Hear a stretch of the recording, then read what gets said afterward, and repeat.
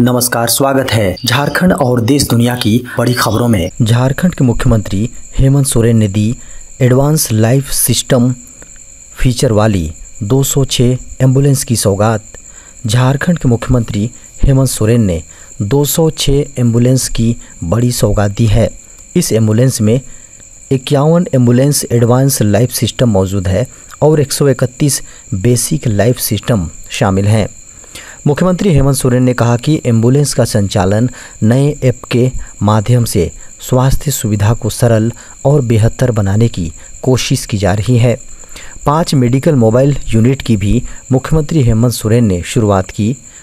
इस कार्यक्रम के दौरान मुख्यमंत्री हेमंत सोरेन ने ममता वाहन ऐप, मुख्यमंत्री गंभीर बीमारी योजना और आयुष्मान ऐप का भी शुभारंभ किया। उन्होंने कहा कि आज स्वास्थ्य विभाग के इस कार्यक्रम में कई चीज़ें देखने को मिली हैं। झारखंड में 7 जुलाई से शुरू होगी अच्छी बारिश। झारखंड में मानसून 7 जुलाई से एक बार फिर सक्रिय होगा। झारखंड में फिलहाल मानसून धीमा पड़ गया है, लेकिन 7 जुलाई से फिर से मानसून जोर पकड़ेगा और भारी बारिश होगी। इसके लिए झारखंड में कहीं कहीं भारी बारिश होने का भी अलर्ट जारी किया गया है। खासकर दक्षिणी झारखंड में 7 और 8 जुलाई को कहीं कहीं भारी बारिश हो सकती है। इससे राजधानी रांची समेत पूरे झारखंड वासियों को गर्मी से राहत मिल सकती है। बता दें कि बारिश होने के साथ ही झारखंड के अधिकतम तापमान में 2 से 4 डिग्री तक की कमी आ सकती है। बता दें कि झारखंड में अभी भी मानसून की बारिश में कमी है। इस सीजन में अब तक 39% बारिश कम हुई है। मौसम विभाग के अनुसार झारखंड में 1 जून से लेकर 4 जुलाई तक 137.7 मिलीमीटर बारिश हुई है। झारखंड में शिक्षकों का स्थानांतरण के लिए ऑनलाइन मोड जरूरी। झारखंड में अंतर जिला स्थानांतरण के लिए शिक्षकों को ऑनलाइन टीचर्स ट्रांसफ़र पोर्टल पर अप्लाई करना होगा। बिना ऑनलाइन आवेदन अप्लाई के किसी भी शिक्षक का स्थानांतरण नहीं किया जाएगा। इसके लिए झारखंड के शिक्षकों को स्थानांतरण के लिए टीचर्स ट्रांसफ़र पोर्टल पर ही आवेदन करने के लिए कहा गया है। हालांकि अभी पोर्टल पर आवेदन अपलोड करने के लिए लिंक क्लोज है। ऐसे में शिक्षकों को लिंक ओपन होने का इंतज़ार करना होगा। खबरों को माने तो इसी महीने लिंक के खुलने की संभावना है। बता दें कि झारखंड में शिक्षा विभाग की तैयारियों के अनुरूप प्रथम चरण में सरप्लस शिक्षकों को स्थानांतरण के लिए आवेदन करने का अवसर मिलेगा। झारखंड में कॉन्ट्रैक्ट पर काम करने वाली महिलाओं को अब 180 दिनों का मैटरनिटी लीव। झारखंड के सरकारी विभागों और कार्यालयों में कॉन्ट्रैक्ट पर कार्य करने वाली महिला कर्मियों को भी अब मैटरनिटी लीव का फ़ायदा मिलेगा। इसके लिए झारखंड के मुख्यमंत्री हेमंत सोरेन ने इससे जुड़े बड़े प्रस्ताव को मंजूरी दे दी है। पहले कॉन्ट्रैक्ट पर काम करने वाली महिला कर्मियों को मैटरनिटी लीव का लाभ देने का कोई प्रावधान नहीं था। नए नियम के अनुसार पिछले 12 महीनों में कम से कम 80 दिन तक कॉन्ट्रैक्ट पर कार्य कर चुकी महिलाओं को 180 दिन का मातृत्व अवकाश मिलेगा। यानी इस अवधि के दौरान उन्हें मानदेय और वेतन का भुगतान होता रहेगा। यह मामला जब मुख्यमंत्री के संज्ञान में आया तो उन्होंने संबंधित विभाग को इसका प्रस्ताव तैयार करने को कहा।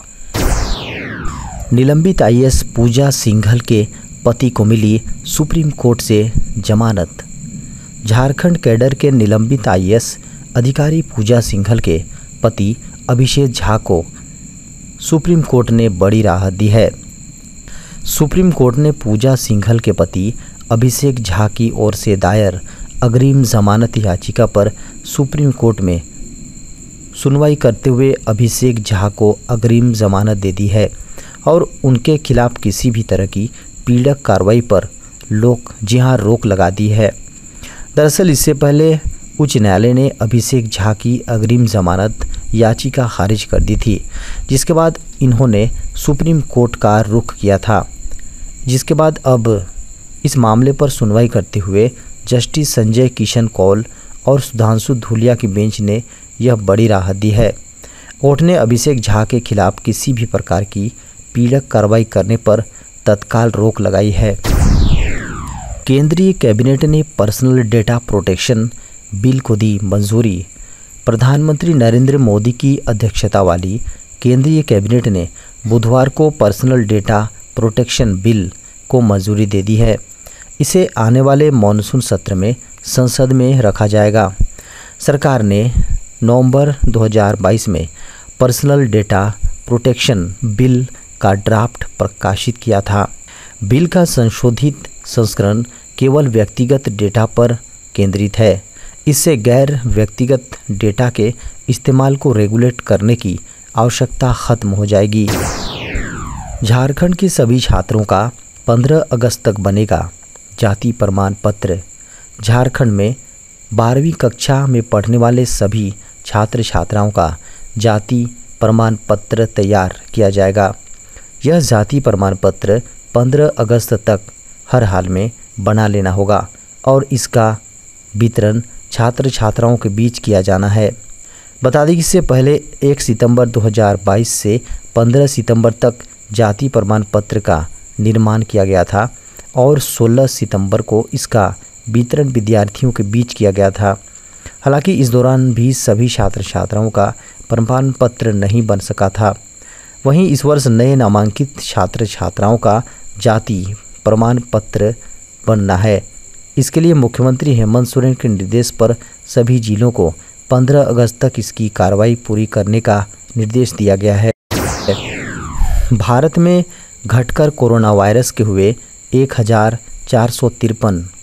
स्वास्थ्य मंत्रालय द्वारा जारी आंकड़ों के अनुसार पिछले 24 घंटों में 56 नए मामले सामने आए हैं, जबकि 69 लोग कोविड-19 से रिकवर हुए हैं। पिछले 24 घंटों में महामारी से एक की मौत हुई है। देश में कोविड-19 से मरने वालों का आंकड़ा 5,31,910 पर पहुंच गया है।